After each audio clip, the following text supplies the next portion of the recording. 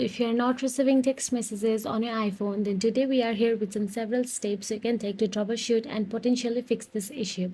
So let's get started. The first one is restarting your iPhone. Sometimes a simple restart can resolve temporary issues.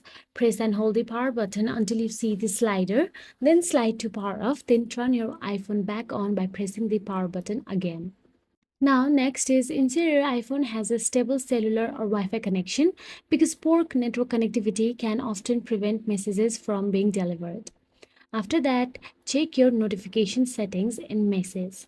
For that, go to the iPhone settings app and scroll down and tap on the iMessages or Messages option available there and simply tap on the notification option available there. If it is turned off, then turn it on.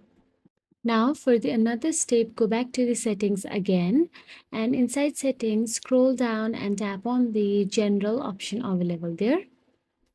After you tap on the general, a drop down menu will appear and from there look for the software update option available there. Tap on it and make sure your iPhone is running the latest version of iOS. If there is download or install option available, simply download it. Now, if none of these work, then all you have to do is reset your network settings. In order to do that, go back to the settings again and tap on the general. And once you're inside the general, all you have to do is scroll down and tap or search for the transfer or reset iPhone and tap on it. Then tap on the reset. Then tap on reset network settings.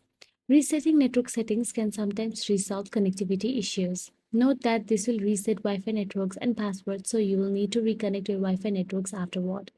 So that's it. If you found this video helpful, please like, share and subscribe our channel, and thank you so much for watching.